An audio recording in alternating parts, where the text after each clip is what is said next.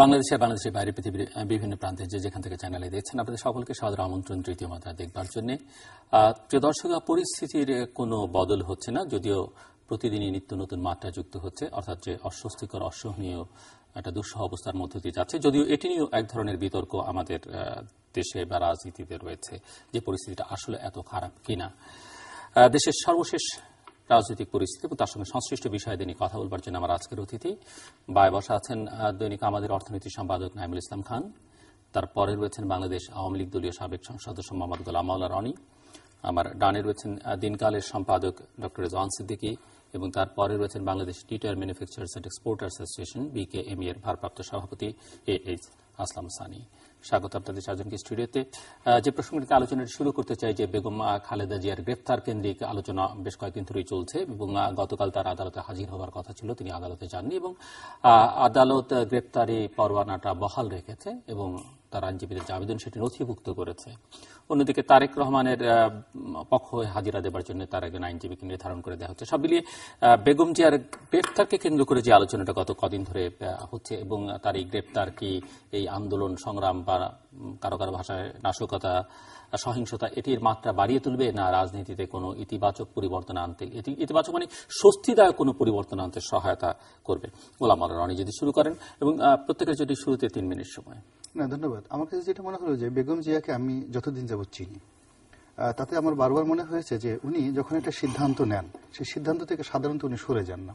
তো যেই দিন উনি ওই অফিসে ঢুকলেন আমার সেই দিনই স্পষ্ট মনে হয়েছে যে ওই অফিস থেকে তিনি স্বেচ্ছায় বের হবেন না, তাকে গ্রেপ্তার করে সেখান থেকে নিয়ে আসতে হবে, তার পতন হবে অথবা তিনি বিজয়ের বেশে সেখান থেকে বের হবেন।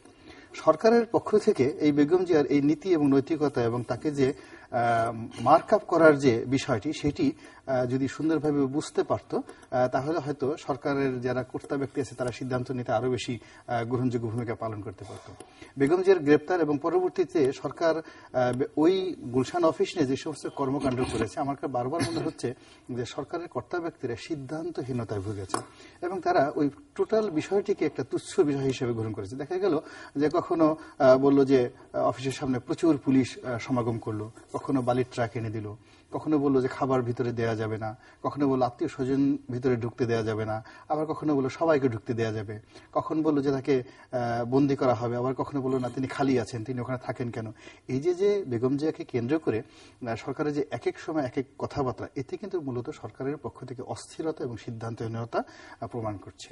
এবং বেগম জিয়ার যে ব্যাপার হলো, এখন বেগম জিয়াকে যদি সরকার সত্যিকার অর্থে রিড করে, অর্থাৎ তারা তো একসাথে রাজনীতি করেছেন 80-র দশকে, রাজপথে রাজনীতি করেছেন এবং সেই অর্থে আপনি আমি যতটা না বেগম জিয়াকে চিনি, সরকারি দলের অনেক নেতা আছেন যারা তার সঙ্গে ঘনিষ্ঠভাবে মেলামেশা করেছেন, তাকে বোঝার মতো ক্ষমতা তাদের বেশি আছে এবং সেই অনুযায়ী যদি তার ব্যাপারে একটি সিদ্ধান্ত স্থিরভাবে নেন যে এই ভদ্রমহিলার এই চরিত্র, এর বাইরে উনি যাবেন না এবং সেই অনুযায়ী ওনার সঙ্গে আমাদের এসপার ওসপার এই জিনিসটা করতে হবে, তা না করে ওনাকে নিয়ে যত বেশি টানা হেঁচড়া করা হবে, ওনাকে নিয়ে যত বেশি সিদ্ধান্তহীনতায় ভুগবে তত বেশি আমাদের দুর্ভোগ বাড়বে। এর কারণটা হলো যে 1/11-এর সময় এখন সরকারের যদি ধরেন সরকারের শক্তি প্রয়োগের ক্ষমতা, ভয় দেখানোর ক্ষমতা কিংবা ধরুন হুমকি দেওয়ার ক্ষমতা যদি এক ইউনিট ধরেন, একটা সিঙ্গেল ইউনিট, 1/11 আসার পরে আমাদের সমস্ত জনমনে রাজনীতিবিদদের মনে যে ভয়ের সৃষ্টি হয়েছিল সেটা এখন যদি এক হয়, ওই ভয়ের পরিমাণটা তখন ছিল 1000।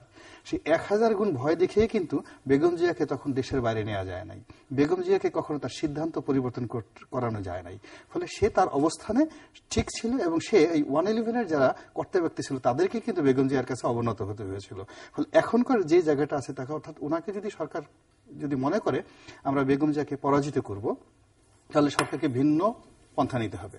ওনারা যদি মনে করেন যে আমরা বেগম জিয়ার সঙ্গে নেগোসিয়েশন করব, তখনও সরকারকে একটা ভিন্ন পন্থা নিতে হবে। কিন্তু আজ গ্রেপ্তার জারি করে পরশুদিন তাকে জোর জবরদস্তি করে আদালতে নিয়ে যাবে, তারপর দিন জেলখানায় নিয়ে যাবে, এরপর আবার বলবে যে এখনো গ্রেপ্তারি পরোয়ানা থানায় পৌঁছে নাই, এই যে কথা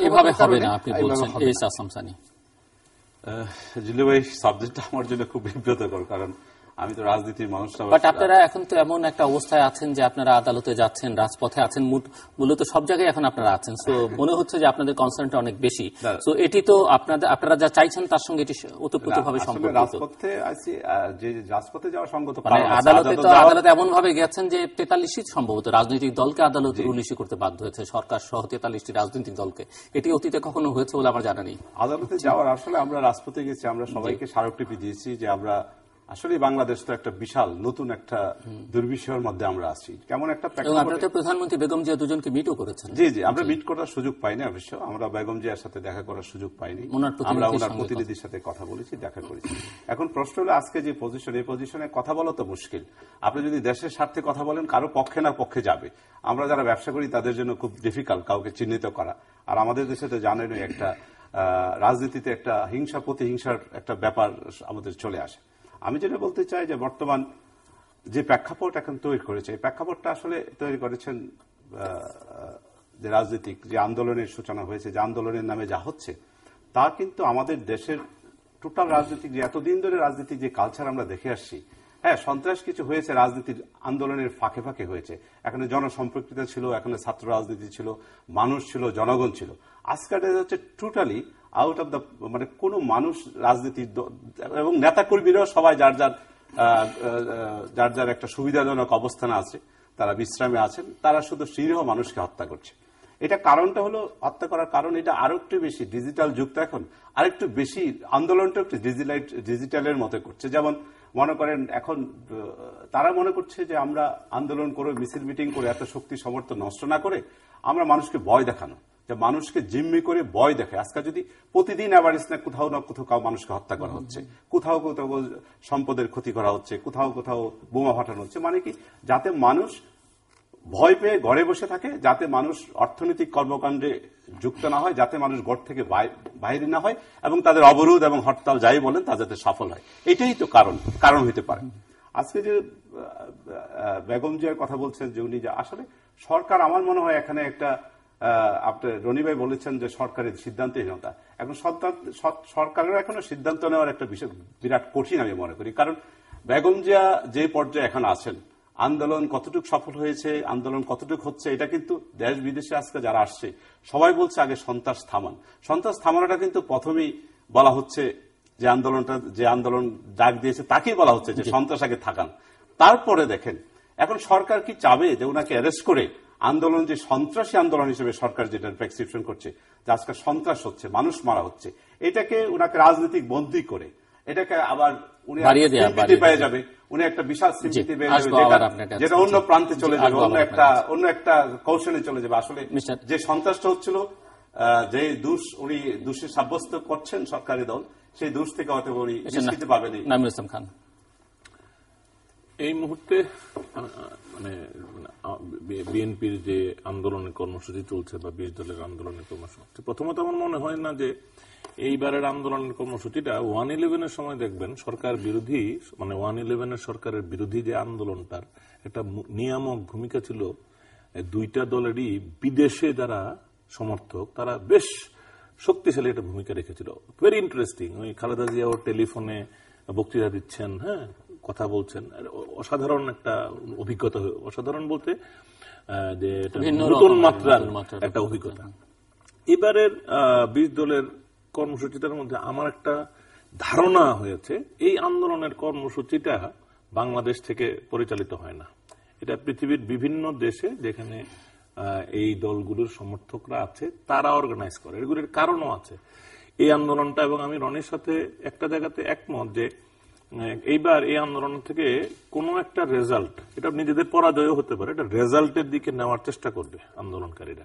দুটো সময় খালেদা জিয়ার দুটো সিদ্ধান্ত অন্যদের কথায় পরিবর্তন করে তারা সাফার করেছে, তাদের ভাষায় সাফার করেছে। একটা হলো 2009 নির্বাচনে অংশগ্রহণ না করার সিদ্ধান্তই তাদের সঠিক ছিল, না করলে মানে এটা অন্যরকম চ্যালেঞ্জ হতো। যতই 2008-এর নির্বাচনের কথাই বলছি, মানে 2009 ক্ষমতায় আসার যে নির্বাচনটা হলো নবম জাতীয় সংসদের, যদি বিএনপি অংশগ্রহণ না করত, যাই বলেন এটা একটা লেজিটিমেট ইলেকশন হতো না, না হলে এটা গোলমেলে ধরনের সরকার হতো, ক্রেডিবিলিটি থাকতো না। তো বিএনপি কিন্তু অনেক সুধী সজ্জনের কথায় টথায় প্রভাবিত হয়ে অনেক কষ্টে তাকে তার মত শেষ মুহূর্তে পরিবর্তন করেছিল, কিন্তু তারা বিট্রেড হয়েছে মনে করে ইলেকশনে এবং ইলেকশনের পরবর্তীতে। তারপরে আবার 5 জানুয়ারিতেও তারা নির্বাচনটা হয়েছিল, কিন্তু নির্বাচনের পরে যদি তারা কর্মসূচিটা প্রত্যাহার না করত, তারেক রহমান মনে করেন এবং অনেকে মনে করেন, বেগম জিয়া মনে করেন যে অনেকের কথায় যে তারা এটা সরে গেল, এতে তাদের ক্ষতি হয়েছে। এই ক্ষতিতে বারবারই তাদের কর্মী নেতা পর্যায়ে রাজনৈতিকভাবে মামলা মোকদ্দমায় নানানভাবে কিন্তু পর্যদস্ত, আহত নিহত সবকিছু মিলে। এইবার আর আমার মনে হয় যে এরপরে আর বোধহয় কোনো কথায় উনি যেতে চাইবেন না, না গিয়ে এটা এখন যেহেতু এটা তৃতীয়বার, আমার মনে হয়েছে যে এই কর্মসূচিটার স্থানীয় দলীয় সমর্থকদের মধ্যেও জনপ্রিয়তা নাই।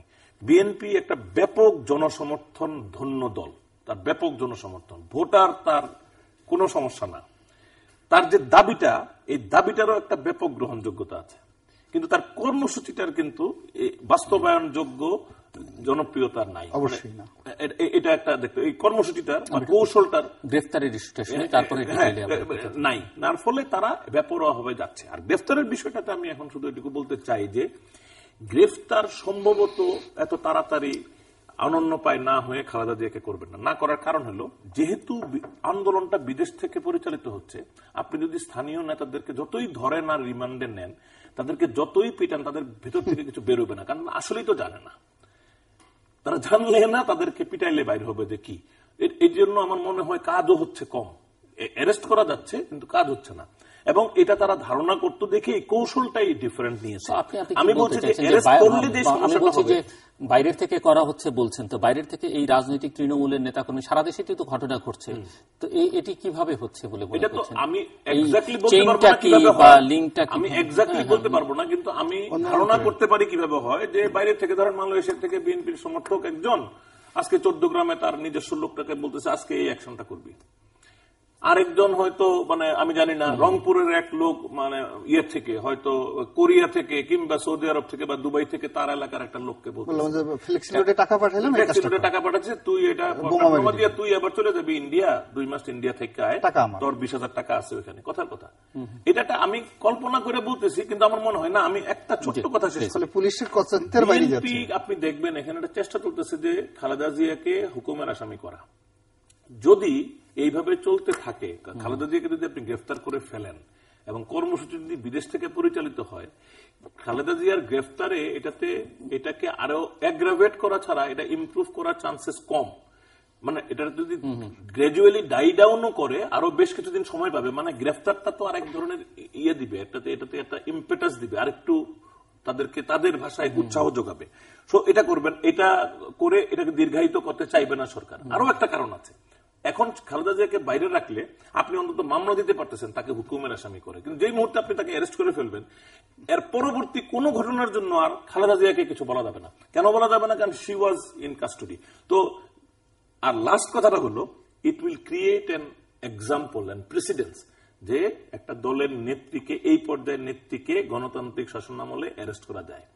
এই উদাহরণটা তৈরি করার সময় মাননীয় প্রধানমন্ত্রীও মাথায় রাখবেন যে কোনো একদিন ঘটনার যদি পরিবর্তন হয়, সরকারের যদি পরিবর্তন হয়, তাহলে মাননীয় প্রধানমন্ত্রী শেখ হাসিনা যদি তখন বিরোধী দলে থাকেন, তখনও তাকে অ্যারেস্ট করার জন্য এই প্রেসিডেন্সটা কিন্তু ব্যবহার করা হবে। সো একটা কেউ নিজ দায়িত্বে এরকম প্রেসিডেন্স ক্রিয়েট করতে একটু সময় নেবেন আমার ধারণা। ডক্টর নিজাম সিদ্দিকী, আমি যেটা মনে করি, আমার খুব একটা কথার বিরোধ নেই গোলাম মোল্লা রনি বা নাঈমুল ইসলাম খানের সঙ্গে, কিন্তু কতগুলো জিনিস আমার আপত্তি আছে। যেমন ধরেন, আন্দোলনের এখন যে পর্যায়ে বেগম খালেদা জিয়াকে গ্রেপ্তার করা হবে, তার অফিস তল্লাশি করা হবে, হচ্ছে না তো গ্রেপ্তার, কারণ ওয়ারেন্ট ইস্যু হয়ে আছে,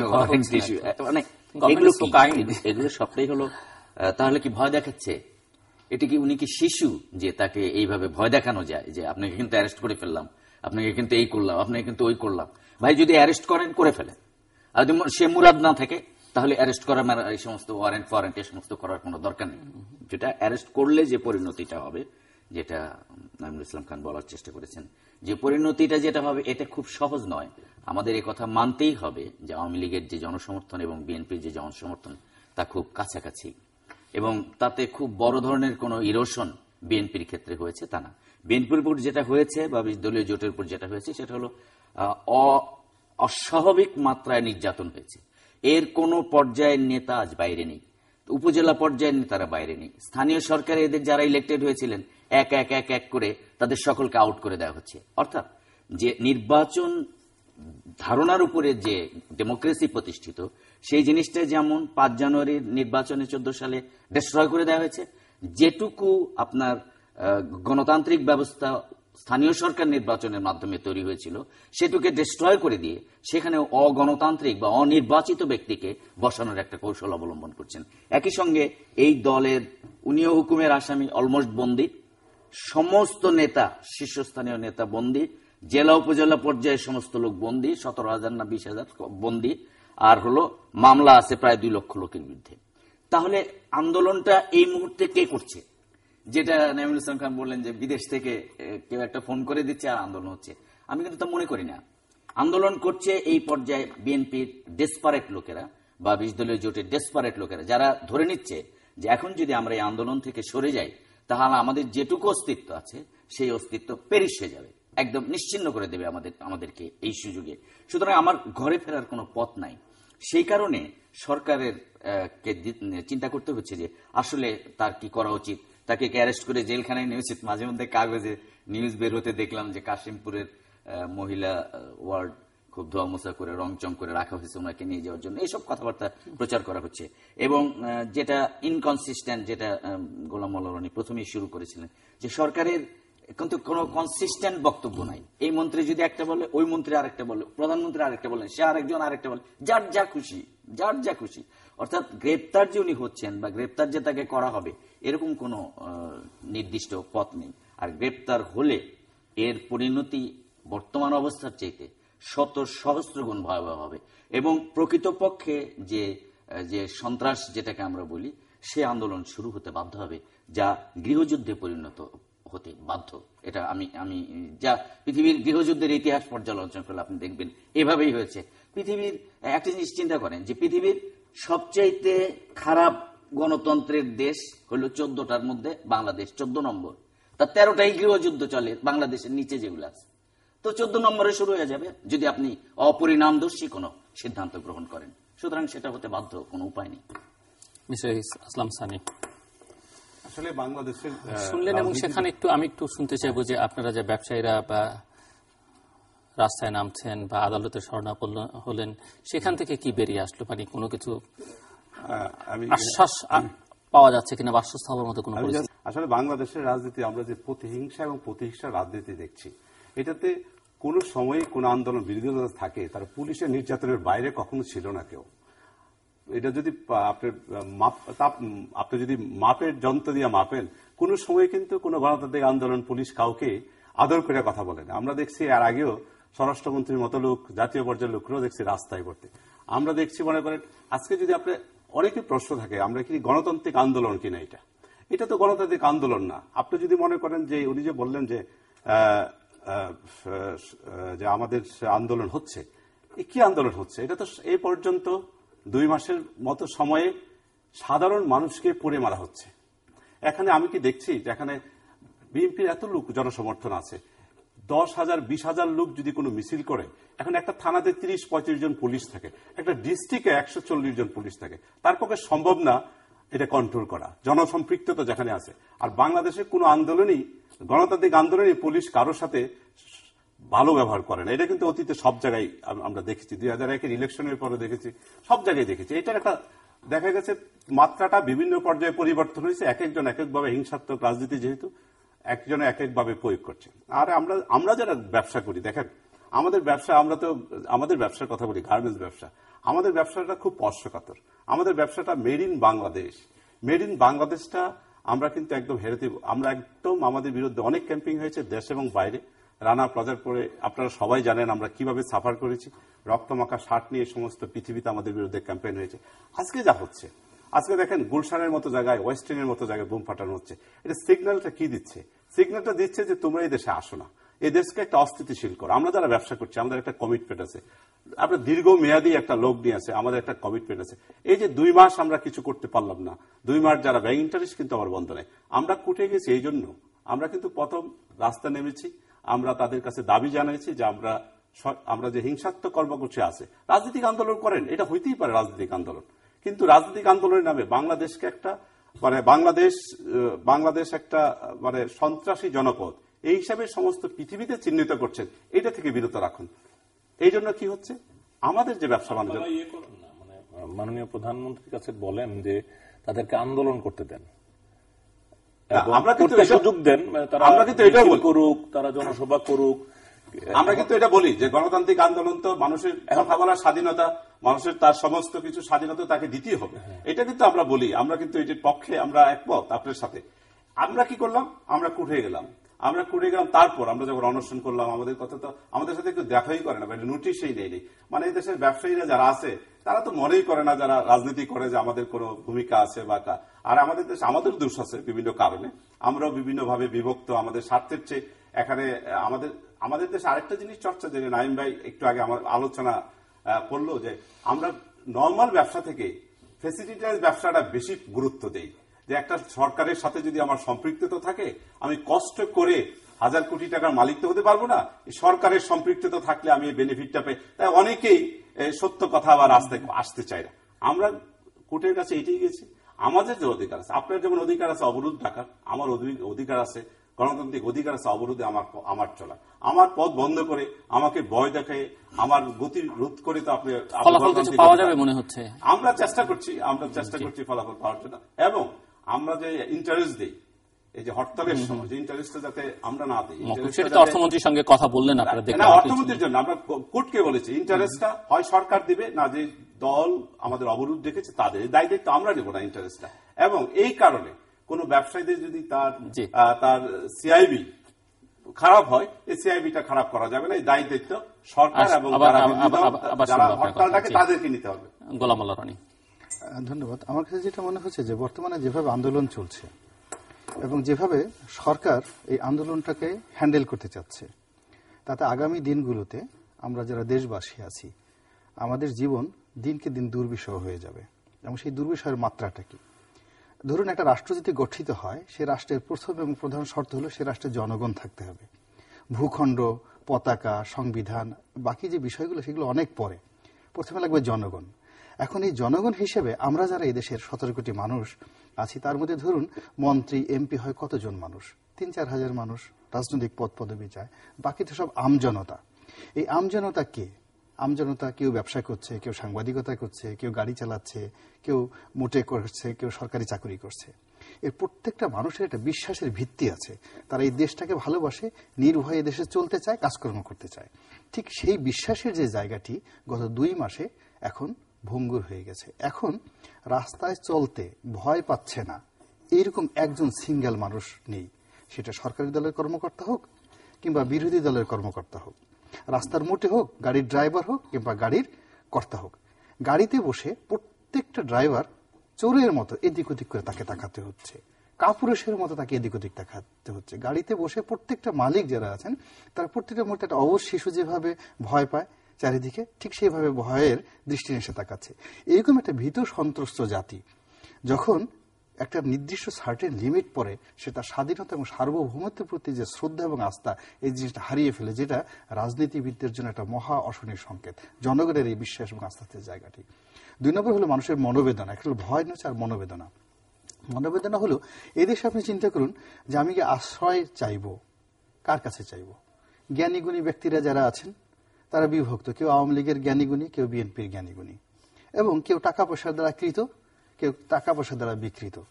গত 10টি বছরে বা 20টি বছরে তার কথাবার্তা পরিবর্তন করেনি কিংবা কোনো রাজনৈতিক দলের কাছে সুযোগ গ্রহণ করেনি এমন কোন বয়োজ্যেষ্ঠ বিখ্যাত ব্যক্তি, যেমন ডক্টর আহমেদ শরীফের নাম আমরা একসময় জানতাম, কিংবা আমরা আহমদ ছফাকে চিনতাম, ডক্টর হুমায়ুন আজাদকে জানতাম, এইরকম একজন লোক বাংলাদেশে আমি এখন পর্যন্ত খুঁজে পাইনি। প্রত্যেকটা লোকের মধ্যেই যে নেত্রী যে বলেন, জননেত্রী শেখ হাসিনা বলেন যে তারা কিসের সুশীল।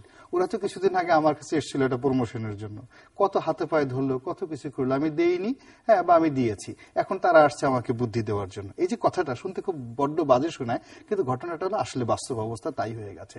আশ্রয় নেই। এখন আশ্রয়ের অন্য কোনো জায়গা কোথায়? রাজনৈতিক দলের নেতা যারা, দেশের একটা বিখ্যাত নেতা আছে, এখন আপনি কোন নেতার কাছে যাবেন? আওয়ামী লীগ, বিএনপি, উনি বললো এত কষ্ট করে বাংলাদেশে যারা $25 বিলিয়ন এক্সপোর্ট করছে, কিংবা সব মিলিয়ে প্রায় $50 বিলিয়ন ওর সাথে যারা যারা গেছে, তারা গিয়ে গেল বিরোধী দলীয় নেত্রীর সঙ্গে দেখা করতে পারলো না, তার একজন কর্মকর্তার সঙ্গে তার দীর্ঘ সময় কাটিয়ে আসতে হলো। আবার নাইম ভাই বলল যে আপনারা যাচ্ছেন একটু প্রধানমন্ত্রীকে বলেন যে একটু আন্দোলন করতে দেন, উনি বলুক না। উনি প্রধানমন্ত্রীকে আন্দোলনের কথা বলবে, এই কথা বলে গণভবনে যাওয়া তো দূরের কথা, তার ধারে কাছে যাইতে পারবে না, তার কাপড় চোপড় খুলে ফেলবে সঙ্গে সঙ্গে সমস্ত জায়গা থেকে। এই যে না, আমি জাস্ট আমি আমার বলতেছি না, উদ্দেশ্য এখন আপনি যান আপনার আমার না, আমি সরকারি দলে বলে আসছি, আমি ওটা না, আমি আপনাকে বলছি না, আমি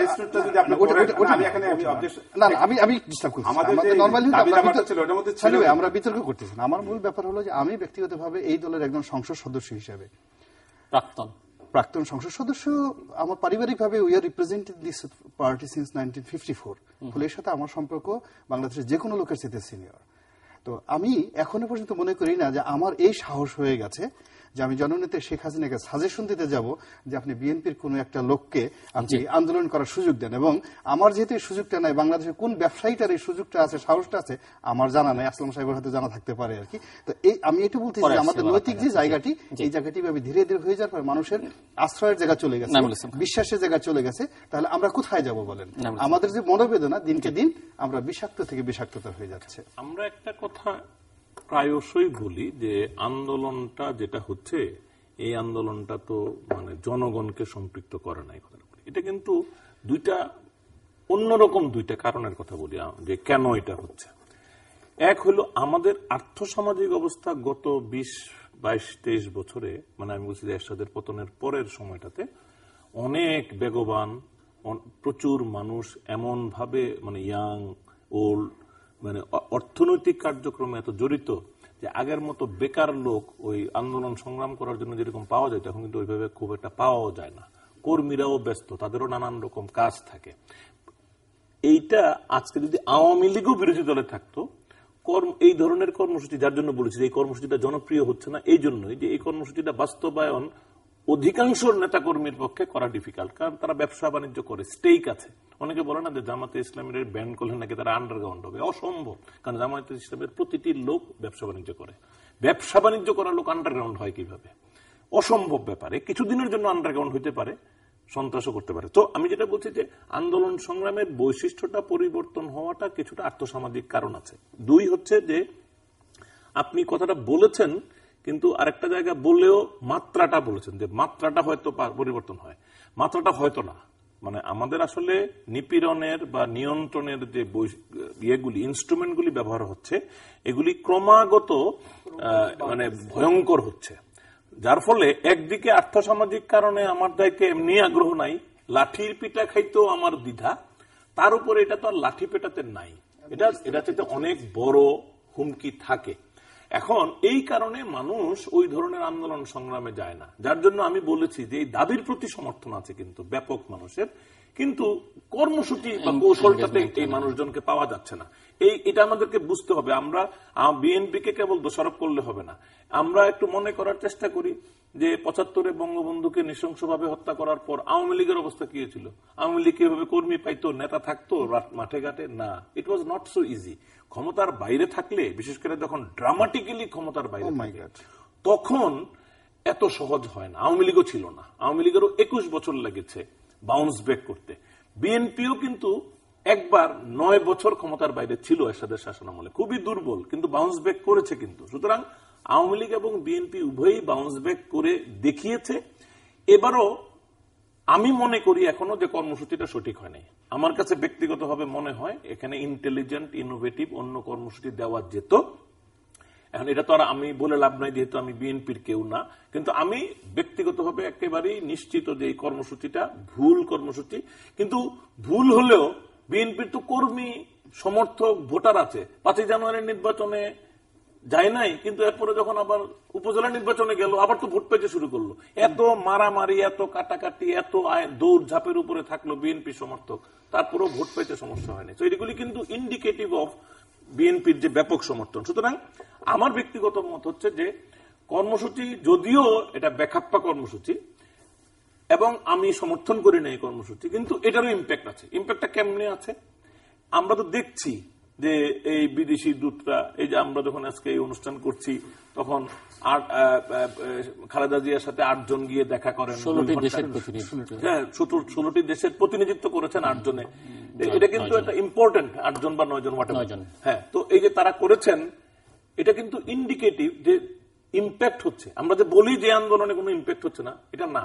এর আগেও কিন্তু আপনি দেখেন যে এই 16 জন আবার নাকি প্রধানমন্ত্রী এবং খালেদা জিয়াকে চিঠি দিয়েছিল। এটার চিঠির প্রেক্ষিতে পররাষ্ট্রমন্ত্রী তাদেরকে ব্রিফ করেছেন। এর আগে কেরির সাথে পররাষ্ট্রমন্ত্রীর আমেরিকায় বৈঠক হয়েছে কোন একটা প্রোগ্রামের সাইড লাইনে, উনি এসে বলেছেন যে দেশের পরিস্থিতি নিয়ে আলোচনা হয়েছে, সংলাপের কথা বলেছেন। আর আপনি বলেছেন যে সহিংসতা বন্ধের কথা বলে প্রথম, কিন্তু আপনি দ্বিতীয়টা বলেন নাই। তারা কিন্তু একই বাক্যে একটা কমা দেয় সফল পক্ষকে। হ্যাঁ, প্রথমে বলে সহিংসতা বন্ধ করতে হবে, জানমালের নিরাপত্তা দিতে হবে এবং গণতন্ত্র, গণতান্ত্রিক অধিকার মানে সংলাপ ইত্যাদির কথা বলে, একদমে বলে। কিন্তু 2 বাক্যেও বলে না, 2 প্যারাতেও বলে না, 2 নিঃশ্বাসেও বলে না। ভাই এক সেকেন্ড, আরো আপত্তি কথা বলে কি সকল পক্ষকে সন্ত্রাস এবং সহিংসতা বন্ধ করার আহ্বান, সেটাও বলে। আমি যেটা বলতে চাচ্ছি যে এইগুলি একটা ইম্প্যাক্ট হচ্ছে। ইম্প্যাক্ট হচ্ছে, ধরেন আপনি বলছেন ব্যবসা বাণিজ্যের ক্ষতি হয়, আমিও ফিল করি। কিন্তু আমি একটা পত্রিকা চালাই, এই পত্রিকাটার রিকভারিতে বিজ্ঞাপন পাওয়ায় তো বড় রকমের সমস্যা হচ্ছে, সত্যি সত্যি সমস্যা হচ্ছে। আমার জন্য এটা ডিফিকাল্ট। আমার মতো এরকম মতিউর রহমান চৌধুরী ওই দিন আমাকে বলছিলেন ওনারও এরকম প্রবলেম। ছোট ছোট পত্রিকার এগুলি বড় প্রবলেম হচ্ছে, বড় পত্রিকার সমস্যা একটু কম। সুতরাং আমরা কিন্তু টের পাই, কারণ ওইটাও তো এক ধরনের ব্যবসা। সুতরাং আমাদের খুব ডিফিকাল্টির মধ্যে যাইতে হয়। আমরা রিয়েলাইজ করি যে এটা একটা ডিফিকাল্ট সিচুয়েশন, কিন্তু আমরা এটাও বুঝি যে আমরা কেবলমাত্র এই আন্দোলনের কর্মসূচিটার সমালোচনা করে, শুধু সহিংসতার সমালোচনা করে কেন, কোন প্রেক্ষাপটে এই দলটা এইরকম কর্মসূচিতে গেল। আমি যখন দেখি একটা বছর তেমন কোন বিধ্বংসী কর্মসূচি দেয় নাই, আনফরচুনেটলি আমরা দেখি তখন তার দাবি আদায়ের যে কথাবার্তা, এইগুলিকে মিনমিনে বলা হতো, মুরদ নাই বলা হতো। তার মানে আপনি যখন শান্তি দিবেন, শান্তিপূর্ণ থাকবেন, এটাকে আপনার অযোগ্যতা হিসেবে দেখা হবে, দুর্বলতা হিসেবে দেখা হবে। হ্যাঁ, আবার আপনি যখন একটা মানে কর্মসূচি দিবেন যেটা বিধ্বংসী, তখন এটাকে একটা ক্রিমিনাল অফেন্স হিসেবে দেখা হবে। যদিও এটা ক্রিমিনাল অফেন্স, কিন্তু অন্ততপক্ষে এই ব্যাখ্যাটা তো আমাদেরকে দিতে হবে যে এই পরিস্থিতিতে বিএনপি এসেছে 1 বছরের নিঃশব্দ আচরণের পর, মানে নেগলেক্টের পর। এখানে অনেকগুলো কথা এসে গেছে, যেমন সানি সাহেব যে প্রশ্নটা তুলছিলেন প্রথমেই, যে ব্যবসায়ীরা বিপদে পড়েছেন। আমি ব্যবসায়ীদের স্মরণ করিয়ে দিতে চাই যে ধরেন এদেশে গণতন্ত্র প্রতিষ্ঠার পর আপনাদের ব্যবসা বাণিজ্য যে পরিমাণ ফ্লারিশ করেছে, যে ইনোভেটিভ আইডিয়া নিয়ে এদেশে ব্যবসা বাণিজ্য, কর্মসংস্থান, আয় ইনকাম বেড়েছে, তা কখনোই কোন স্বৈরতান্ত্রিক শাসন আমলে সম্ভব হয় নাই। সুতরাং আপনাকে ব্যবসায়ী হিসাবে এবং একই সঙ্গে এদেশের নাগরিক হিসাবে আপনাকে কিন্তু এই কথা মনে রাখতে হবে যে যদি এদেশে গণতন্ত্র থাকে তাহলে এদেশে ব্যবসা বাণিজ্য, শিল্প কারখানার উন্নতি ঘটে। এবং আপনি এদেশের নাগরিক হিসেবে শুধু আপনারও দায়িত্ব হলো, যেটা নাইম বলছিলেন আপনাকে, আপনারও দায়িত্ব হলো এদেশে গণতন্ত্র এস্টাবলিশ করার লড়াইয়ে শরিক হওয়া। এবং যারা এদেশে গণতন্ত্র ধ্বংস করছে, মানুষের ভোটাধিকার কেড়ে নিচ্ছে, তাদের বিরুদ্ধে দাঁড়ানো, তাদেরকে বোঝানো, তাদেরকে বলা যে না, আপনি যে কাজটি করছেন তা গণতান্ত্রিক নয়, তা মানুষের মৌলিক অধিকারের পরিপন্থী। সুতরাং আপনাকেও বিরোধী দলের কাছে গিয়ে শুধু বলবেন যে হরতাল অবরোধ প্রত্যাহার করেন, তার অস্তিত্বের সংকট, সে কি করবে, কোন কর্মসূচি দিবে? তাহলে আপনি সরকারকেও বলেন যে নো, এটা হচ্ছে যেহেতু আপনি গণতন্ত্র কেড়ে নিয়েছেন, যেহেতু আপনি কথা বলার অধিকার কেড়ে নিয়েছেন, যেহেতু আপনি মৌলিক অধিকার কেড়ে নিয়েছেন, যেহেতু আপনি নিপীড়ন নির্যাতনের মাধ্যমে এটা করছেন, সো স্টপ ইট। সুতরাং এটা একটা দিক।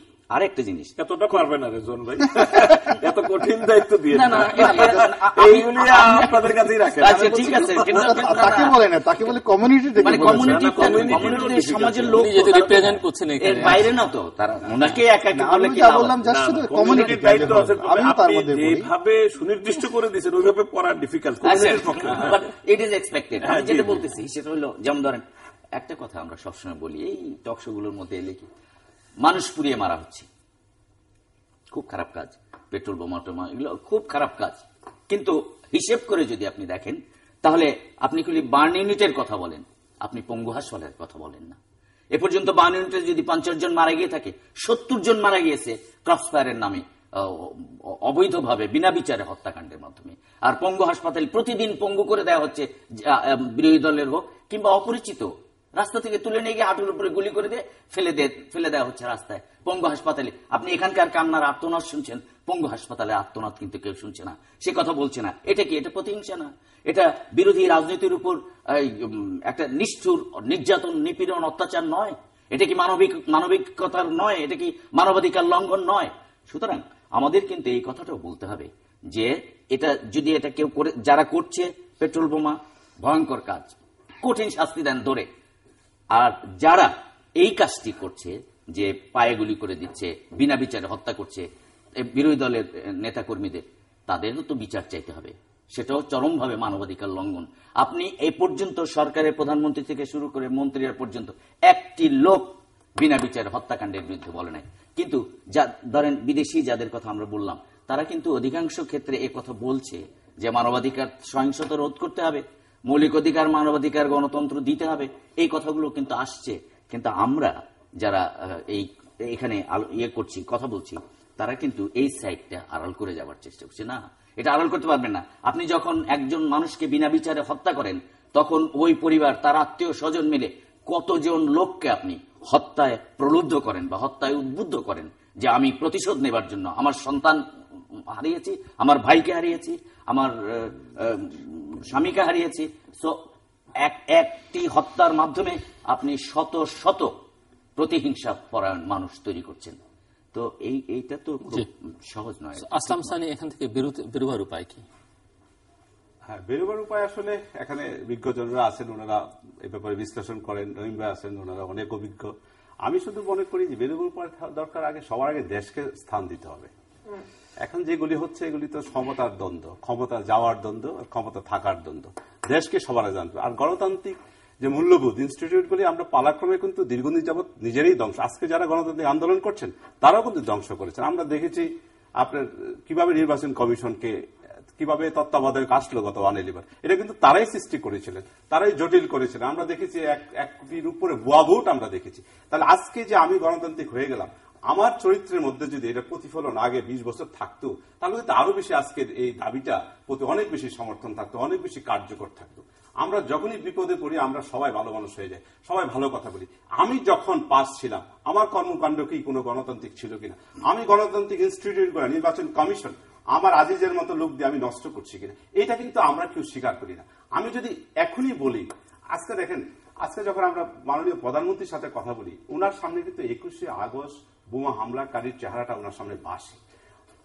আমি কিন্তু বোমা হামলার জন্য আমি আর আপনি কিন্তু প্রস্তুত ছিলাম না। ওনার সামনে যখন দেখে, যে আমরা দেখেছি মেয়র হানিফকে দেখার সৌভাগ্য হয়েছিল, কত বিকট চেহারা নিয়ে উনি মারা গেছে, হাজার হাজার বোমার তার স্প্যান্ডেল তার ছিল। এই বিকট একটা, উনি কিন্তু মৃত্যুর মুখোমুখি দাঁড়ায় 21টা, উনি কিন্তু এইটা উপলব্ধি করছে। আজকে যে হিংসা এবং হানানির রাজনীতি, এটা আরো গভীরে যেতে হবে, আজকে এখন না কিন্তু। তাই এখন প্রশ্নটা, আমার যেটা ধারণা, আমরা যদি সবার উদ্দেশ্য দেশকে স্থান দেয়, আজকে দেখেন আমরা ভোটের অধিকারের কথা বলি, গণতান্ত্রিক আন্দোলন পৃথিবীর ইতিহাসে সব জায়গায় হয়েছে, কিন্তু শিক্ষার অধিকারকে বঞ্চিত করে।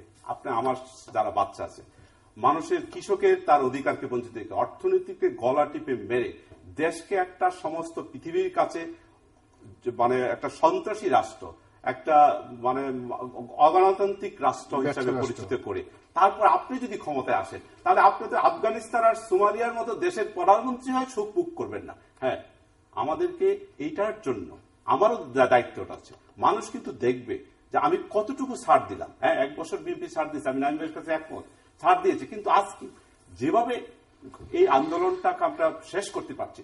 আমি অপোজিটটা চিন্তা করেন, কালকে আমি ক্ষমতায় গেলাম, আজকে যদি কোনো বড় লোক মনে করে কোনো অবৈধ টাকার মালিক করে 1000 কোটি খরচ করে আমি আবার এরকম 100টা লাশ ফালাই দেবো, দেশকে অস্থিতিশীল করবো, এটা তো প্র্যাকটিসে হতে পারে। তা আমরা যে প্র্যাকটিসটাই করি এরকম স্কোয়াচ ফায়ার বলেন, আবার মানুষ মারা রাজনীতি, এটা থেকে বাইরে আসার জন্য আমাদের সবাই পরের অপরের প্রতি শ্রদ্ধাবোধ যেটা আমাদের নষ্ট হয়ে গেছে। যারা দেশ চালাবে, আমরা তো দেশ চালাই না। আজকে আমি ব্যবসা করি, আমি এখানে বসে আমার দায়িত্বটুকু যদি আমি পালন না করি, আমি যদি ব্যাংকের টাকা ফেরত না দিই, আমি যদি আমার শ্রমিকের ন্যায্য অধিকারটুকু না দিই, তা আমি ব্যবসায়ী নেতা হিসেবে বয়ে গেলাম, আমি বড় বড় কথা বললাম, আমার দায়িত্ববোধের প্রতি আমার কোনো শ্রদ্ধাবোধ নাই, তা তো হলো না। আজকে যারা দেশ চালাবে তাদের কমিটমেন্ট থাকা যদি আর দেশের প্রতি, নিজের স্বার্থ, ক্ষমতা এবং চেয়ারের লোভের বাইরে। গোলাম আল্লাহ রনি, এই যে ভবিষ্যতে কি হতে পারে উনি ইঙ্গিত করছেন, একজন ব্যবসায়ী হয়তো টাকা পয়সা খরচ করে অনেক কিছু করতে পারে, আমরা নানা ধরনের ষড়যন্ত্রের কথা কালকে একটি পত্রিকায় দেখলাম যে প্রধানমন্ত্রীকে হত্যার পরিকল্পনা হচ্ছে, কোন বাসায় কোন হোটেলে মিটিং হয়েছে, কারা কারা তার সঙ্গে যুক্ত, সেখানেও বেশ কয়েকজন ব্যবসায়ীর কথা উল্লেখ আছে, মশলা ব্যবসায়ী থেকে শুরু করে ঢাকা শিল্পপতি। সো এটি আবার মাহমুদুর রহমান মান্না গ্রেপ্তার হলেন, সেটিও এটি টেলিফোন কথোপকথন, এবং সেখানেও ষড়যন্ত্রের কথা বলেছে। সব মিলিয়ে যে নানা রকমের ষড়যন্ত্র, সেটি আসলে কতটা কিরকম বলে মনে করছে না? মূলত হয় কি, এই যে এখন বিভিন্ন গুজব কথাবার্তা, চক্রান্তের কথাবার্তা বের হয়ে আসছে, এটা মূলত আমাদের এই অস্থির রাজনীতি এবং অস্থির সমাজের একটা প্রতিফলন। আপনি সমাজে দেখবেন, সমাজের এই জিনিসটা বোঝার জন্য সহজ একটা ব্যাপার, ইভেন আপনি পানি যখন ফুটাবেন বা কোনো একটা জিনিস মিশ্রণ দিয়ে ফুটাবেন, তখন আবর্জনা গেলে কিন্তু উপরে চলে আসবে। সমাজে যে বিষয়গুলো গোপন থাকে, সেই বিষয়গুলো যখন প্রকাশ্যে চলে আসে, তখন বুঝতে হবে সেই সমাজটা, সেই রাজনীতির অস্থির অবস্থায় আছে। This number 1। নাম্বার 2 হলো যে এখানে কিভাবে উত্তরণ করা যায়। উত্তরণের ব্যাপারে আমার কাছে যেটা মনে হচ্ছে যে সরকার এবং বিরোধী দল উভয়টাই পথ হারিয়ে ফেলেছে। অর্থাৎ বিরোধী দল যে আন্দোলন করছে, সেই আন্দোলনের মূল চাবিকাঠিটি বিরোধী দলের হাতে নেই। অর্থাৎ তারেক রহমান সাহেব যদি বলেন যে আমি এই বাংলাদেশের সমস্ত আন্দোলনটা নিয়ন্ত্রণ করছি, আমি মনে করি যে না। কিংবা খালেদা জিয়া যদি বলেন যে আমার এই অফিস থেকে নিয়ন্ত্রণ হচ্ছে, আমি বলবো না। যদি জামাত শিবির বলে যে আমরা এককভাবে করছি, তাও না। তাহলে আন্দোলন কারা করছে?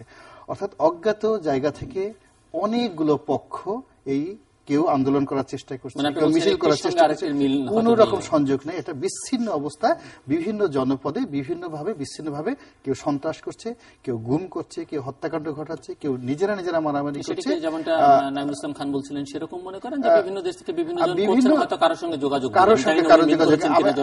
উনি যেটা বলেছেন আমি তার সঙ্গে একমত।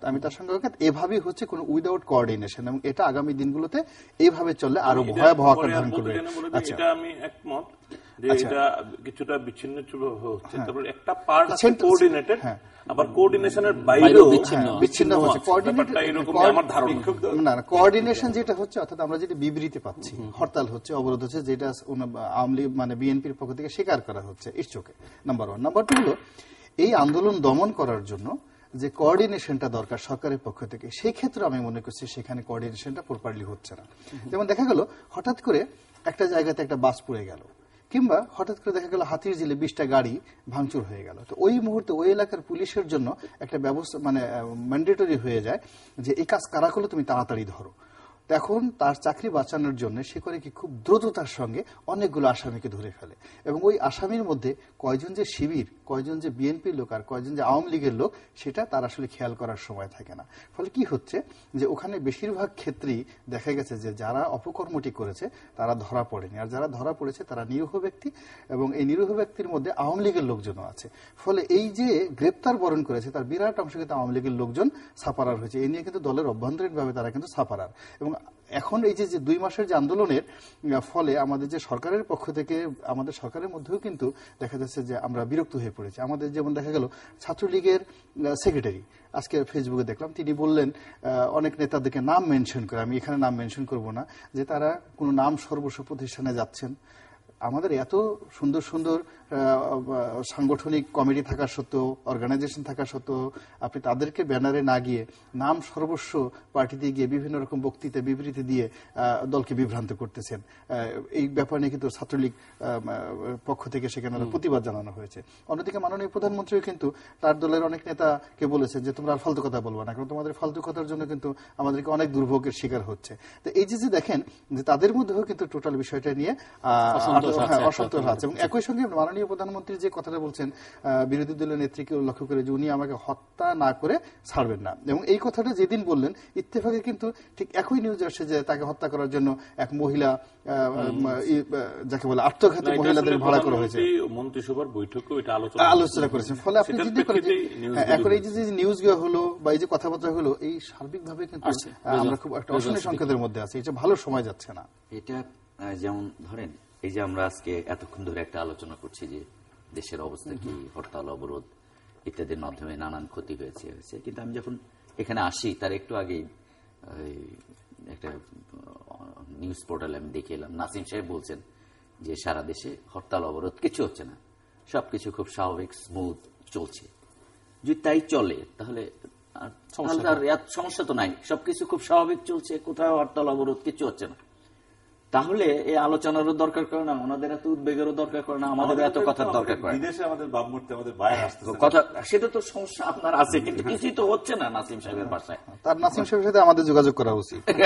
কিন্তু এখন এটা হলো একটা জিনিস, কিন্তু এর একটা অবসান দরকার অবশ্যই, যেভাবে পারা যায়। সে অবসানের সহজ পথ কি? সহজ পথ যে প্রমিস বর্তমান সরকারি দল করেছিল এই 5 জানুয়ারি নির্বাচনের আগে, যে এটি একটি নিয়ম রক্ষা নির্বাচন, সংবিধান রক্ষা নির্বাচন, এরপরে আমরা একটি প্রপার নির্বাচন দেব, যে আশায় বিএনপি 1 বছর ধরে বসেছিল এবং কোন রকম কথাবার্তাই বলেনি।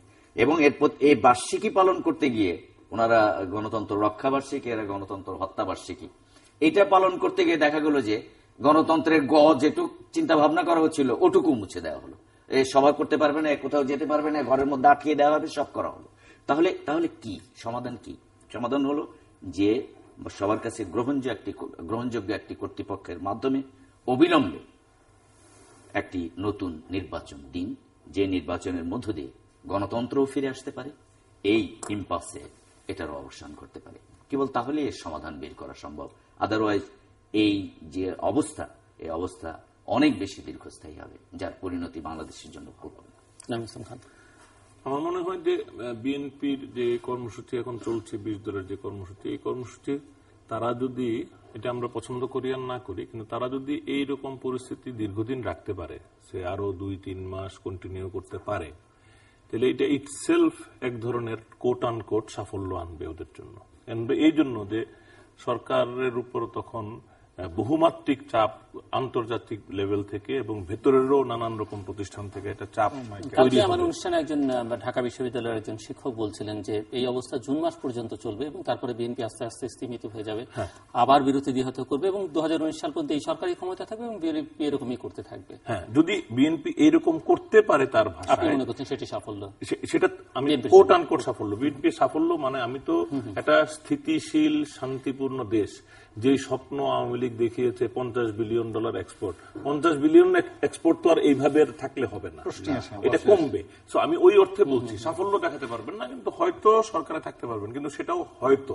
কারণ আমরা যেরকম মনে করি যে সবকিছু আন্ডার কন্ট্রোল, আসলে যেদিন যেই মুহূর্তে কন্ট্রোলের বাইরে যাবে তার আগের মুহূর্ত পর্যন্ত তো কন্ট্রোলে থাকেই, সবাই থাকে। এরশাদেরও ছিল, আইয়ুব খানেরও ছিল, মানে মানে মানে খালেদা জিয়ারও 96 ছিল, ক্ষমতা ছাড়ার আগেই থাকে, আগে পর্যন্ত থাকে।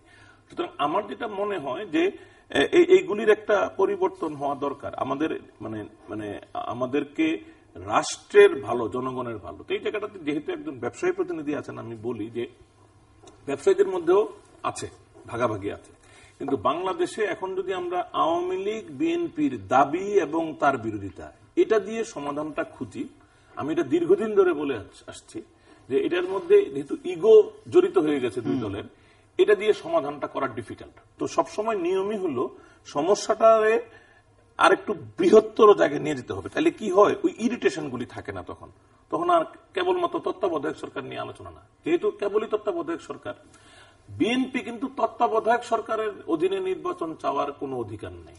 বিএনপির অধিকার আছে একটা সত্যি সত্যি ফেয়ার লেভেল প্লেইং ফিল্ড, একদম মানে প্রভাবহীন একটা নির্বাচনের। কিন্তু বিএনপির এই দাবির পাশাপাশি আবার অনেক স্টেক হোল্ডার আছে, তাদের দাবি আছে যে না, নির্বাচনটা কালো টাকার প্রভাব মুক্ত হইতে হবে, ভালো লোকের সুযোগ মুক্ত হবে, দলীয় মনোনয়নগুলি একটু রাজনৈতিক গণতান্ত্রিক ভাবে দেওয়া হোক। এটার সাথে আমি শুধু ব্যবসায়ী প্রতিনিধি আছেন বলে এটা বলি, বাংলাদেশ এরশাদ বিরোধী আন্দোলনের শেষ পর্যায়ে 3 জোটের একটি রূপরেখার ভিত্তিতে 20 বছর একটা সামহাও, আমি আবার মাঝখানে বলে রাখি, আপনার সানির একটা বক্তব্যের সাথে আমি খুবই একমত। আজকের এই সংকটের জন্য কিন্তু মূলত বিএনপি দায়ী। বিএনপি যদি ইয়াজউদ্দিন সাহেবরে নিয়ে ওই ফাজলামুগুলি না করত, তাহলে কিন্তু তত্ত্বাবধায়ক সরকার নিয়ে আওয়ামী লীগের এত কঠোর অবস্থান হওয়ার কোনো কারণ হতো না। সুতরাং বিএনপি যে সাফার করতেছে, কিছুটা আল্লাহর বিচারও আছে এখানে, মানে কিছু প্রায়শ্চিত্তের মতো আছে। হ্যাভিং সেড দ্যাট, দেশটা তো কেবল বিএনপি আর আওয়ামী লীগের, এটা তো দেশের জনগণের। তখন আমার মনে হয় যে ব্যবসায়ীদের একটা ভূমিকা আছে। কেন আমি বলি, বাংলাদেশ 3 জোটের রূপরেখার ভিত্তিতে 20 বছর চলেছে, আমাদের সমৃদ্ধিও হয়েছে, এই সময় অনেক হয়েছে, কিন্তু আমাদের যে সম্ভাবনা তার সবটা হয় নাই। আমরা ডবল ডিজিটের গ্রোথ, আমরা এখানে ইথিওপিয়ার কথা বলতে পারি। ইথিওপিয়া গত 2 বছর ডবল ডিজিট গ্রোথ, আরো বেশি, তারা যেভাবে ওয়েলকাম জানাচ্ছে।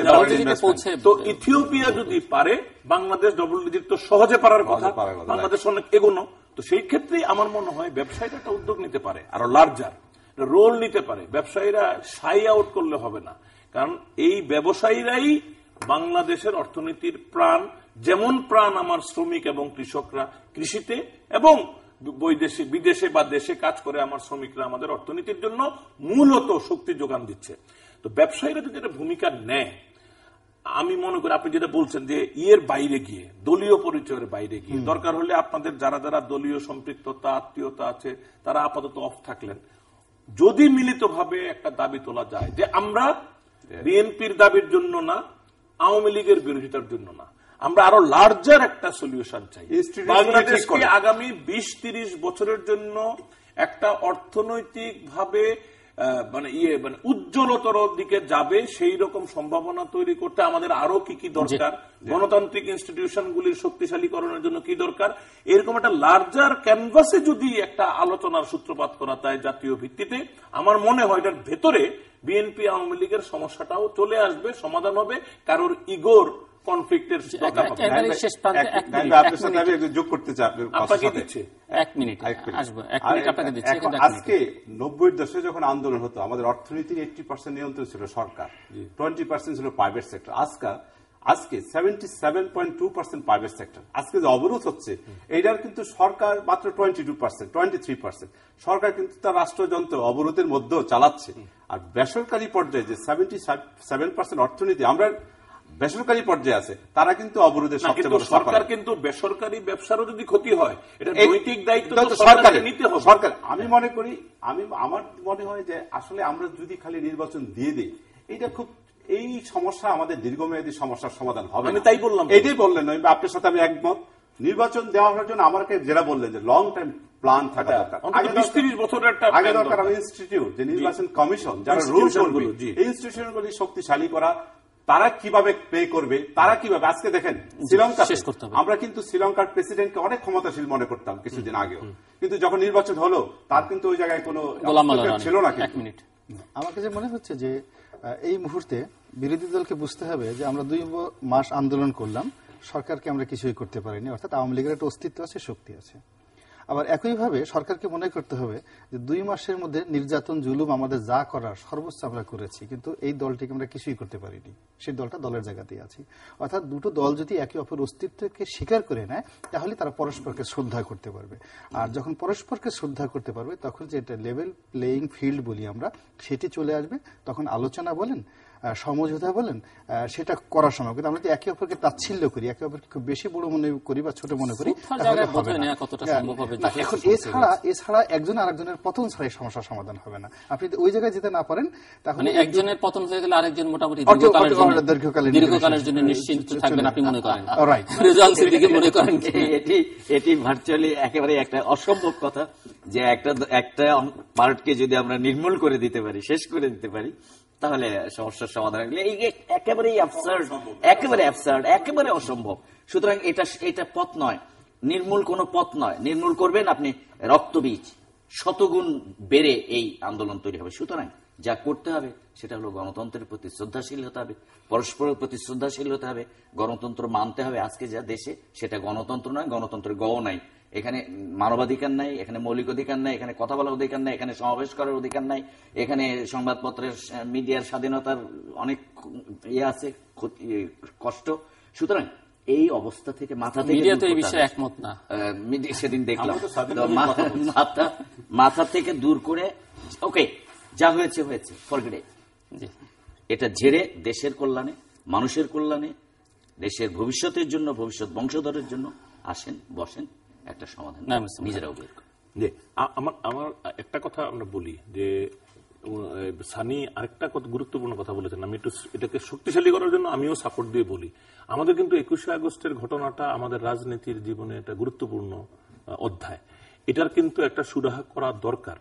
15ই আগস্ট খালেদা জিয়ার জন্মদিন উদযাপন হতেই পারে, কিন্তু এটা আমাদের যে পারস্পরিক হিংসা বিদ্বেষের রাজনীতির মধ্যে এটার একটা নেগেটিভ যত না হয়, এই জন্য এটারও একটা সুরাহা হতে হবে। আমি 15 তারিখ জন্মদিন পালন করবেন না বলবো না, কিন্তু এটার একটা সুরাহা হতে হবে। বঙ্গবন্ধুর প্রতি মর্যাদার বিষয়, একটা স্ট্যাটিউটরি মর্যাদা বঙ্গবন্ধুর আছে, জিয়াউর রহমানকেও অমর্যাদা না করা বা মর্যাদা দেওয়া, এগুলিও আমাদের ভাবতে হবে। তো এগুলি আসলে মানে অনেকে মনে করেন যে সমাধানের মধ্যে আসবে, কিন্তু কখন আসবে এটা তখন আমরা লার্জার স্কোপে দেখব।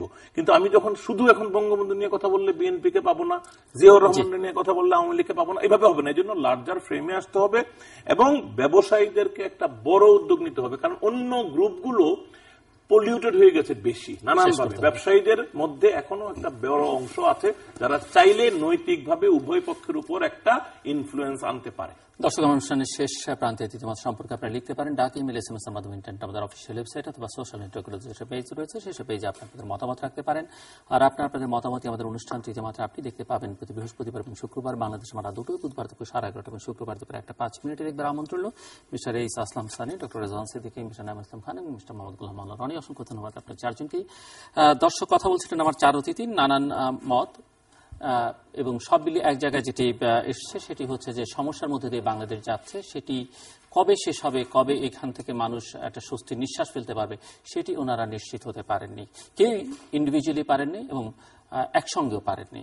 এটির সমাধান কিভাবে হবে সেটি নিয়েও নানান মত রয়েছে। তবে একটি কথা মোটামুটি বলা যায় যে সমঝোতার পথে হাঁটা ছাড়া এর কোনো সমাধান হবে না। পারস্পরিক শ্রদ্ধাবোধের কথা অনেকে বলেছেন, ভুল ত্রুটি অন্যেরটা ইগনোর করবার কথা বলেছেন, এগুলো আসলে হবে না এবং ওই শ্রদ্ধাবোধের জায়গাটা তৈরি করাটাও খুবই সময় সাপেক্ষ ব্যাপার। কিন্তু যেটি হতে পারে সেটি হচ্ছে যে আলোচনাটা কেবল দুই পক্ষের মধ্যে না করে একটা লার্জার স্কেলে এবং এই সমস্যার গভীরে অনেক রকমের সমস্যা রয়েছে, সেগুলো নিয়ে একটা ব্রড স্কেলে আলোচনা করলে হয়তো আশু সমস্যার সমাধান হতে পারে এবং মধ্যমেয়াদে দীর্ঘমেয়াদে যে সমস্যাগুলো আছে সেগুলো সমাধানের একটা পথ বের করে আনা যেতে পারে এবং সেক্ষেত্রে হয়তো কারোই জয় পরাজয়, বিশেষ করে প্রধান দুটো শক্তির এভাবে নির্ধারণ করা যাবে না এই পক্ষ জয়ী হয়েছে বা ওই পক্ষ পরাজিত হয়েছে, হয়তো সবাই জয়ী হয়েছে বা কেউই জয়ী হয়নি, এরকম একটা অবস্থায় যেহেতু দেশটি এখানেই উচ্চারিত হয়েছে, দেশটি আওয়ামী লীগ বা বিএনপির কারণ নয়, দেশটি আমাদের সবার এবং সবাই মিলেই আসলে সেরকম একটা ফর্মুলা বা পথ বের করতে হবে। কারা সেখানে ফ্যাসিলিটেটরের ভূমিকা পালন করবেন, কোঅর্ডিনেশন কারা করবেন, সেগুলো নিয়ে আলোচনা হতে পারে বা দেখা যেতে পারে, কিন্তু আলোচনার বিকল্প নেই এবং আলোচনার মধ্য দিয়ে আসলে এই সমস্যার সমাধান করতে হবে। দর্শক, আমাদের সঙ্গে থাকবার জন্য অসংখ্য ধন্যবাদ, আপনাদের সবার জন্য শুভকামনা।